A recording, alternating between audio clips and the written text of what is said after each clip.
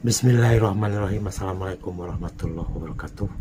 Selamat malam saudaraku. Barangkali saudaraku masih menjalankan ibadah sholat taraweh, maka pada kesempatan kali ini kita tetap membahas tentang Satrio Piningit dengan judulnya adalah Panca Indra di dalam tubuh Satrio Piningit. Selamat menonton.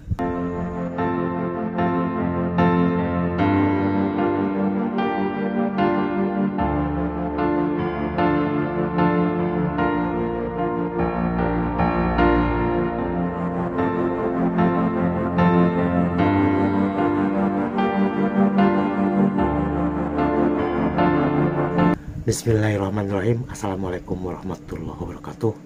Mungkin pada YouTube kali ini durasinya cukup lumayan panjang agar supaya tidak terputus antara cerita yang satu dengan cerita yang lain. Ini kita akan membicarakan tentang Panca Indra, seorang Satrio Piningit yang lulus menjadi seorang Ratu Adil, bahkan ada kemungkinan sudah berada di alam nyata. Nah, pada YouTube sebelumnya disampaikan bahwa tingkatan untuk mencapai seorang Satrio Piningit itu ada 5 langkah. Langkah yang pertama akan saya ulang kembali, yaitu budak Angon. Langkah yang kedua, kalau dia lulus menjadi seorang Satrio Piningit. Langkah ketiga, kalau beliau lulus itu menjadi Pandita Ratu. Kalau lulus dari Pandita Ratu menjadi seorang Matu Ratu. Nah, yang terakhir, barangkali di Nusantara, di Indonesia, kalau lulus dari Matu Ratu akan menjadi seorang Ratu Adil. Dan keistimewaan tersendiri ada kemungkinan bahwa seorang Ratu Adil itu, atau mungkin Imam Mahdi itu munculnya dari Indonesia, seperti beberapa YouTube yang dikemukakan oleh para ulama dunia dari beberapa negara besar tentang munculnya seorang Imam Al-Mahdi. Nah, kita akan membicarakan tentang Panca Indra yang terdapat di dalam tubuhnya seorang Satrio Piningit dan kita bandingkan dengan manusia biasa. Dalam unsur manusia, kebanyakan orang tuh hanya tahu bahwa jasad dan ruh saja. Jadi hanya 2. Sedangkan orang tua dari dulu selalu mengatakan bahwa sesepuh hanya sindir sampir, artinya itu tidak secara langsung ke jantungnya. Kalau nembak itu nggak kena ke tubuhnya. Nah, kali ini kita akan tembak ke tubuhnya. Sesungguhnya bahwa manusia itu ada mengandung 5 unsur, yang unsur tersebut selalu bagi orang-orang yang tahu itu mendampingi dirinya, seolah-olah bahwa orang tersebut adalah orang yang sakti, yang bisa mengobati orang lain, yang bisa berkomunikasi dengan alam gaib, dan dia pun mempunyai kekebalan tubuh, baik itu oleh peluru dan sebagainya. Sesungguhnya itu merupakan hal yang biasa dan lumrah bagi orang yang memang sudah mengetahui di alam biometafisika. Seorang Satrio Piningit sejak kecil, sejak dalam kandungan, bahkan oleh kedua orang tuanya, oleh keluarganya, itu dididik secara sistematis agar supaya menjadi orang manusia pilihan kelak. Akan tetapi sampai raja yang terakhir, Kerajaan Sunda Galuh, Maharaja Linggabuana Sakti, kemudian ada putra mahkota Pangeran Langbuana, tidak pernah terjadi yang disebut dengan manusia pilihan atau seorang Ratu Adil. Tidak ada satupun yang lulus, dan pada kesempatan ini kita akan berpanjang lebar. Namun hal ini tidak menyurutkan diri kita bahwa, atau saya sendiri itu menyampaikan, jangan menjadi sebuah pembenaran. Kalau kurang tambahi di komentar, kalau berlebihan tegur. Itu kan gampang. Sesungguhnya ada hal-hal yang mesti, kalau seorang entertainer itu ingin mencapai sebuah taraf tertentu ketenaran, ada sesuatu hal yang kita tidak mungkin berbeda dengan orang lain. Contoh saja, ketika seseorang menjadi seorang pucuk pimpinan di sebuah negara, presiden, katakanlah Bapak Jokowi, itu mempunyai kelebihan yang tidak dimiliki oleh orang lain. Itu kelebihan, suka atau tidak suka, mau atau tidak mau, beliau mempunyai kelebihan yang tidak dimiliki orang lain, sehingga beliau bisa memimpin Negara Kesatuan Republik Indonesia sudah 2 periode barangkali, Ini adalah merupakan kelebihan yang tidak dimiliki oleh orang lain. Nah, sama dengan satwa piningit. Satwa piningit itu adalah merupakan kelompok atau merupakan bagian dari orang untuk mencapai tujuannya seorang ratu adil. Akan tetapi untuk mencapai taraf itu sangat sulit bagi siapa saja yang apabila hanya berdasarkan retorika atau berdasarkan pengalaman saja atau berdasarkan keinginan saja. Jadi sesungguhnya sangat kompleks untuk mencapai taraf seorang ratu adil. Apalagi di alam biometafisika disyaratkan munculnya seorang ratu adil di Nusantara, di Indonesia, itu adalah seorang presiden. Perkiraan adalah 7 tahun lagi. Nah, apa hubungannya dengan panca indera? Nah, ini yang kita pelajari. Panca indera itu adalah sesungguhnya merupakan hak bagi setiap manusia. Manusia tidak pernah menyadari sepenuhnya, dan hanya sebagian kecil saja yang menyadari bahwa setiap manusia itu memiliki kemampuan yang sama di dalam hal lahiriah dan batiniah. Hak yang sama. Akan tetapi untuk mendapatkan itu, tidak semua orang mencapai suatu tujuan. Panca indera dalam tubuh kita, anak SMP juga sudah tahu. Tidak perlu saya sebutkan satu persatu. Nanti akan lama, ini pun mungkin akan mencapai 25 menit atau 30 menit durasi untuk YouTube kali ini. Nah, pada saat itu panca indera di kelasnya budak Angon itu hanya bersifat lahiriah dan keinginan. Seorang budak Angon itu tugasnya adalah mencari leluhurnya, mengumpulkan ranting-ranting. Kalau di Wangsit Siliwangi itu mengumpulkan ranting-ranting itu artinya adalah mencari silsilah keluarganya, mencari silsilah kerajaannya pada masa itu sampai harus tembus di awal kehidupan di Indonesia zaman dahulu. Maka banyak seorang budak Angon itu tidak lulus menjadi seorang satria piningit karena memang dia tidak mengetahui silsilahnya. Misalnya saya sendiri itu harus tahu silsilah dari jalur mana yang paling kuat, apakah jalur ibu atau jalur ayah. Kalau dia kuat jadi jalur ayah, maka akan diteliti, akan dimiliki, akan mencari silsilah ayahnya dulu, karena ibunya itu kurang kuat dari sisi biometafisikanya itu kurang kuat. Maka dia akan mencari silsilah seorang ayahnya, mulai dari kakeknya, buyutnya, terus sampai kurang lebih 2500 tahun sebelum Masehi.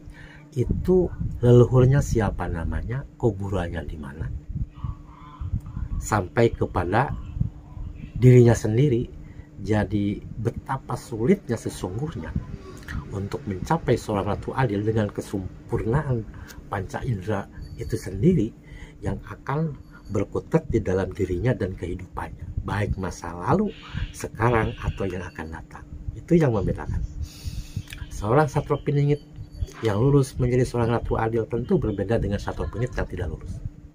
Itu berbeda jauh. Seorang satwa biasa hanya dia bisa berkomunikasi dengan alam jin, alam leluhurnya, katanya seperti itu. Maka tidak heran seorang satwa piningit itu banyak berkutat di antara hal-hal yang bersifat mistis tidak lahiriah. Larilah dia ke Garut misalnya, mencari Prabu Siliwangi. Dan sesungguhnya Prabu Siliwangi dari sejak kecil sampai wafat itu keluarga kami yang mengurusnya. Kuburannya, kalimatnya itu ada.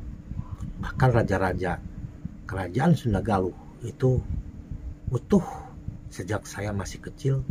Itu selalu dirawat bersama dengan kakek saya almarhum, di mana beliau itu yang menurunkan sejarah Sunda Galuh kepada diri saya secara utuh. Jadi tidak benar yang namanya Prabu Siliwangi itu moksa, karena Prabu Siliwangi itu sudah menganut agama Islam sejak beliau lahir ke bumi di Sukasari sampai beliau wafat itu tetap memeluk ajaran agama Islam. Berbeda dengan leluhurnya seperti Sang Hyang Sagara Anakan, itu beliau menganut kitabnya itu adalah Injil Barnabas. Itu berbeda. Panca indera sendiri ketika mencapai taraf Pandeta-Ratu, mulai ada faktor kesulitan yang dihadapi, yang harus dia pelajari, baik itu dari sisi lahiriah maupun batiniah, bersamaan dengan ujian yang diterima oleh seorang calon ratu adil. Jadi tidak semudah ujian-ujian yang diterima oleh manusia biasa. Dan kita tahu bahwa ujian yang paling berat adalah Allah menurunkan kepada para nabi dan rasul. Itu adalah ujian yang sangat berat. Alhamdulillah beliau semuanya lulus menjadi seorang nabi dan seorang rasul. Itu semakin berkeinginan tinggi untuk mencapai taraf kesempurnaan di dalam panca indera, baik lahir maupun batin. Semakin hebat ujian yang ia terima, baik pagi, siang, dan malam, hampir 24 jam menerpa yang namanya calon seorang ratu adil. Kalau saudaraku mengaku budak Angon, Satrio Piningit, banyak Satrio Piningit itu, boleh-boleh saja, nggak ada haram, nggak ada larangan. Memang banyak kalau Satrio Piningit, terutama daerah Jawa Timur, luar biasa. Jawa Timur, Jawa Tengah, Banten juga luar biasa, Jawa Barat, Kalimantan Timur, Ambon, Padang, Batak. Sesungguhnya yang paling banyak Satrio Piningit itu adalah di Indonesia. Hanya orang mengartikan setelah era kemerdekaan, Satrio Piningit selalu dihubungkan dengan pemimpin negara, yang seolah-olah Satrio Piningit itu adalah pemimpin negara. Padahal belum. Zaman itu belum. Zaman sekarang pun belum seorang Satrio Piningit. Masih kalimatnya manusia biasa yang diberikan keistimewaan terpilih menjadi seorang pemimpin. Termasuk Pak Jokowi itu adalah merupakan manusia yang luar biasa yang terpilih menjadi seorang pemimpin. Lalu ketika anak-anak dididik dan dilatih oleh orang tuanya, oleh kakeknya, baik itu ilmu lahiriah yang bersifatnya ilmiah, eksakta, pelajaran-pelajaran, dan pula diajarkan pelajaran agama pada saat seseorang itu masih di bawah umur, masih belum dewasa. Itu diajarkan secara sistematis, dan maka banyak daripada orang-orang yang Satrio Piningit atau keturunan raja itu banyak yang tidak lulus menjadi seorang Pandeta-Ratu, apalagi seorang ratu adil. Banyak di Kerajaan Sunda Galuh banyak yang menanyakan kenapa Kang, katanya kalau di Kerajaan Sunda Galuh itu makam-makam raja-rajanya tidak ada. Saya tanya di Majapahit pun tidak ada. Nggak ada di Majapahit. Raja Hemruk di mana makamnya? Kan tidak ada. Sesungguhnya ada. Di Sunda Galuh itu ada. Jadi ketika Kerajaan Sunda Galuh di abad ke-7 sudah masuk agama Islam, maka ketika raja-raja dan masyarakatnya meninggal dunia, itu tidak seperti dulu lagi. Jadi hanya batu nisannya itu dari batuan purba, baik pinggir-pinggirnya maupun batu nisannya itu dari batuan purba, seperti di Arab Saudi sekarang. Kalau saudaraku lihat di YouTube lah, kalau belum ke Mekah kayak saya gitu kan, belum ke Mekah, itu yang namanya ciri dari makam, sekalipun itu raja, itu tidak menggunakan batu nisan seperti di Indonesia. Dia hanya merupakan batuan saja. Kalau saudaraku tidak percaya, silahkan tanya ke teman-teman yang sudah ke sana, ke Mekah. Itu tidak seperti kita menggunakan tembok pakai tulisan nama Maulana Indah Rahman bin Ano, lahir wafat, nggak seperti itu. Jadi hanya batu nisan saja. Sama dengan Kerajaan Sunda Galuh, dia hanya batu nisan saja, tidak dituliskan namanya, tidak dituliskan lahirnya, dan tidak dituliskan wafatnya. Nah, apa hubungannya dengan panca indera? Kalau panca indera kita ketahui adalah hanya lahiriah. Akan tetapi salah satu Piningit, dia harus mencapai sebuah kesempurnaan panca indera itu adalah lahir dan batin, dan tidak boleh ada kesalahan. Maka ketika seorang Satrio Piningit kelasnya mau mencapai Pandeta-Ratu, yang tidak lulus kebanyakan otaknya itu mengalami kelainan pemikiran. Artinya dia gagal untuk mencapai Pandeta-Ratu, apalagi menjadi seorang ratu adil, apalagi seorang Imam Al-Mahdi. Itu jauh dia gagal. Kegagalan itu biasanya terletak kepada dirinya mengakui bahwa dia seorang satwa piningit, bahwa dia seorang sakti, atau di pengobatan dia menggunakan tarif misalnya, itu akan gugur menjadi seorang satwa piningit. Dia akan gugur, dia akan mentok di satwa piningit saja, atau kemungkinan akan turun menjadi seorang budak tangan kembali. Manusia yang menyadari bahwa dalam unsur tubuhnya itu ada 5 sesungguhnya, bukan 2, bukan hanya jasad, bukan hanya roh, akan tetapi ada 5 unsur yang berhubungan dengan jasad dan roh. Itu ada nyawa, kemudian juga ada korin, ada nur.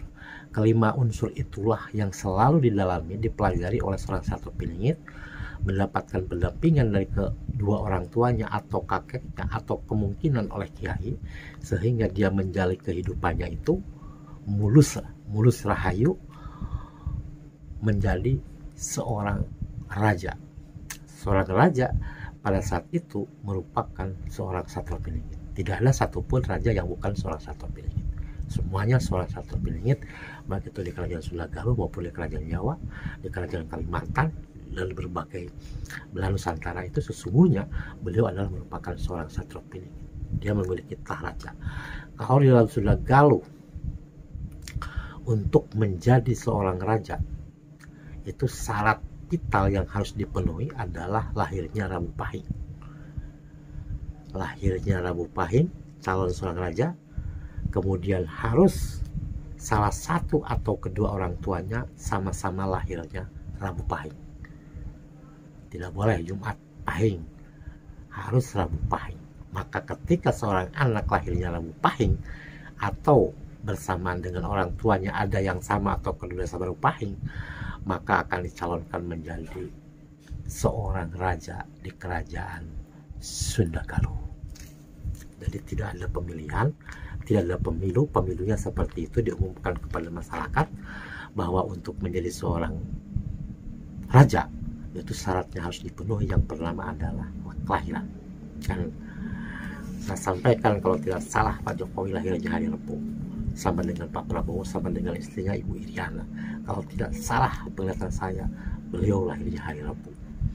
Dan ada kemungkinan kalau menurut pendapat biometafisika, kelak yang akan menjadi seorang pemimpin besar pun lahirnya ada kemungkinan Rabu Pahing. Boleh-boleh saja kan, yang namanya memperkirakan, bukan ngeramal kan. Kalau saudaraku dekat dengan Pak Jokowi, tanya betul nggak lahirnya Rabu Pahing. Rabu lah, bukan Pahing, Rabu. Kalau nggak salah Rabu Kliwon ya. Hampir sama dengan Ibu Iriana. Kalau Ibu Iriana Rabu Wage kalau nggak salah ya, Rabu Wage. Tinggal nantilah itu makan, kalau pas kebetulan Rabu ya mungkin ya kebetulan, atau mungkin saya sendiri baca-baca gitu, oh tahu Rabu gitu. Banyak yang Rabu, banyak juga yang Jumat. Itu kan hanya sebagai kiasan aja lah, jangan terlalu dipercaya omongan saya. Buat ngapain, nggak ada untungnya toh mempercaya omongan saya. Kalau terjadi ya kebetulan saja. Semua kan dari awal sampai akhir itu kan Allah yang menentukan, bukan kita yang menentukan, Allah yang menentukan.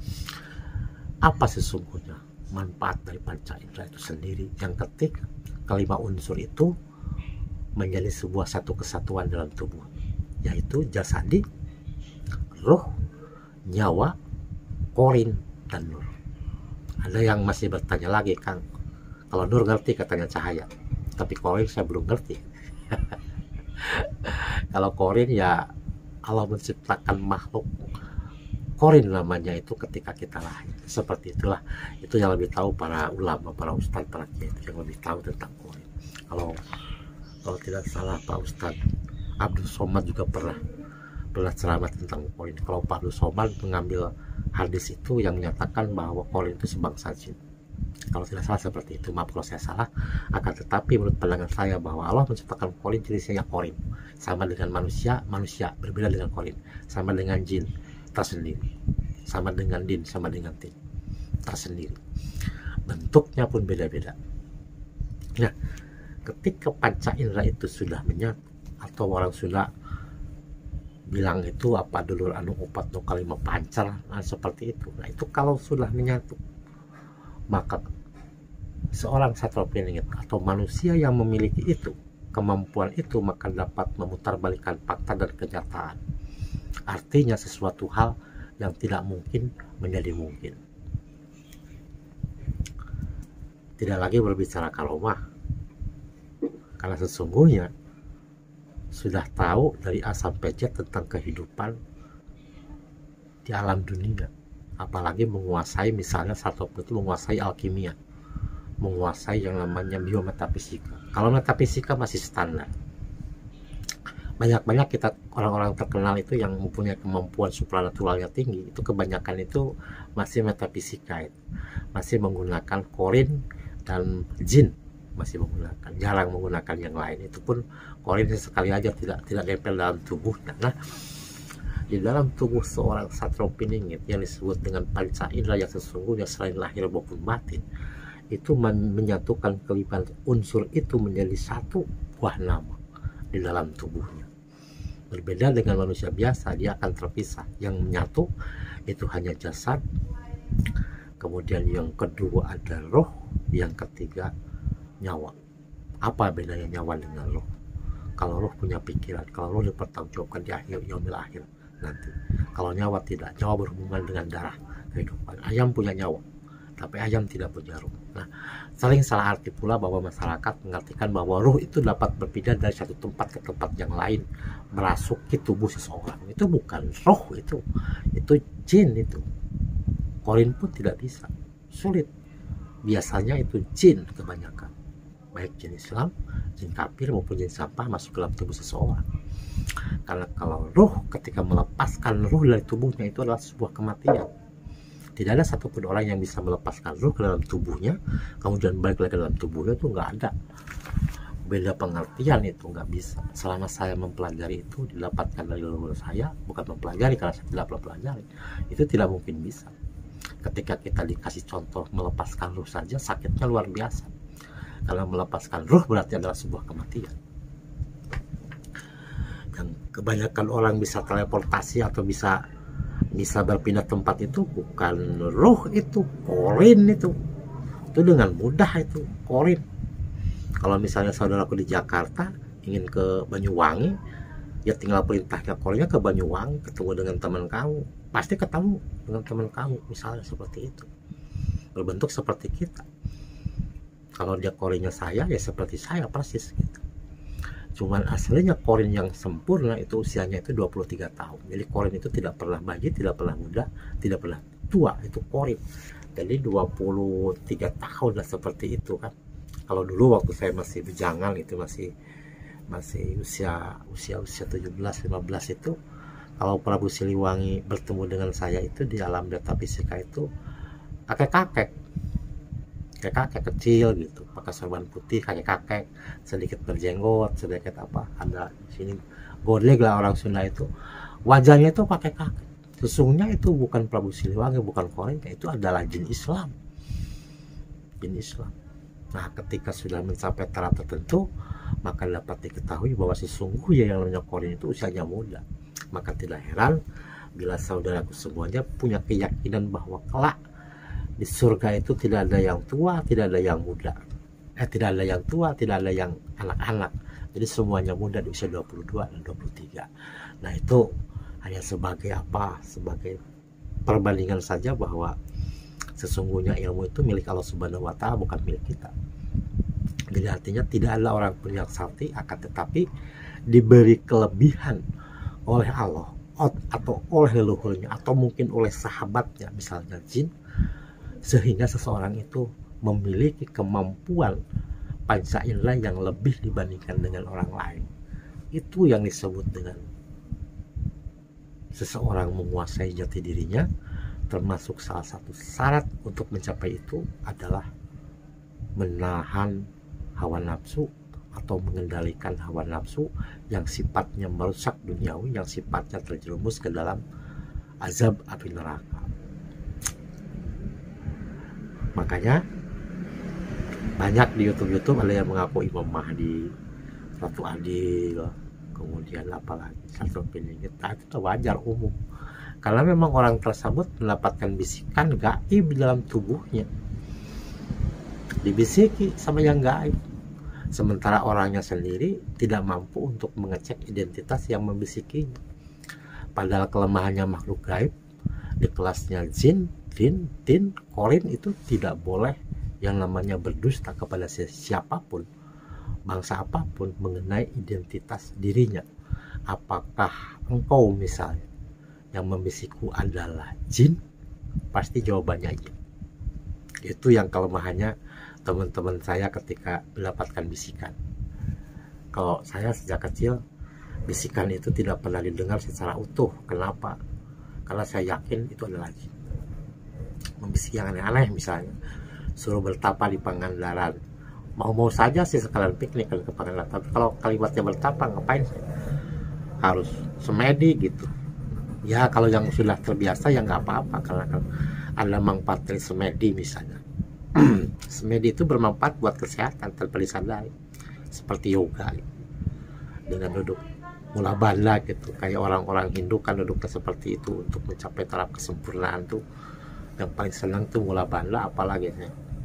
Dulu saya sempat juga belajar seperti itu hanya untuk kesehatan. Nah, ketika seorang Satro Piningit dari budak Angon naik ke Satro Piningit, baru Satro Piningit itu hanya bisa berbicara dengan alam jin.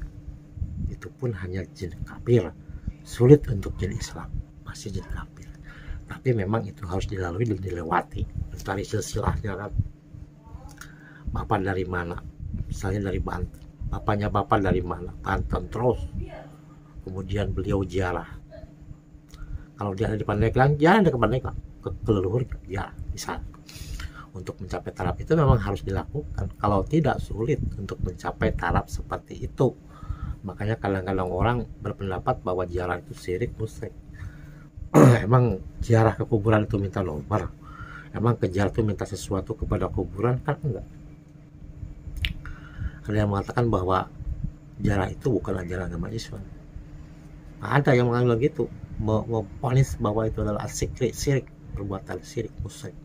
Padahal sesungguhnya kalau saudaraku pengen tahu di alam biometafisika, bukan metafisika, maaf, biometafisika, bahwa ketika korin orang tua kita atau yang kita sudah meninggal atau ulama sudah meninggal, korinnya itu ada di samping kuburannya. Ada korin, ada nur.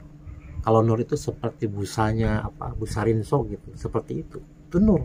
Nur itu cahaya, memang cahaya. Ketika tuanya meninggal, cahaya itu di situ. Jadi seperti berubah menjadi seperti gelembung-gelembung sabun. Nah itulah, di dalam nur itu sendiri di YouTube sebenarnya saya sampaikan bahwa Allah menciptakan bumi itu karena ya Nur Muhammad. Jadi nur dulu Allah ciptakan. Nur kalau menurut pendapat biometafisika itu adalah catatan. Nur itu memang kebaikan, ada catatan bahwa si Maula Indah Rahman misalnya, nanti kamu meninggal tanggal sakil, tahun sakil, akan menikah tahun sekian. Itu ada tertulis di dalam nur, catatan itu sendiri. Nah makanya ada kalimat kan, kalau takdir tidak bisa dirubah oleh siapapun, karena sudah terjadi toh. Tapi kalau nasib bisa dirubah dengan apa? Dengan doa. Itu yang membedakan saudaraku. Jadi salah satu Piningit itu sesungguhnya bukan orang sakti, tetapi dikasih kelebihan itu oleh alam biometafisika karena kesetiaannya atau karena tidak pernah melakukan sebuah pelanggaran, atau melakukan pelanggaran pun sangat sedikit atau masih bisa diampuni, maka akan diberikan sebuah kelebihan yang di luar nalar. Sebagai contoh lah, ada yang pengobatan gitu, patah tulang itu dengan cara yang aneh. Itu adalah merupakan bonus daripada seseorang tunduk, taat dan patuh terhadap leluhurnya, terhadap agamanya, dan terhadap bangsanya.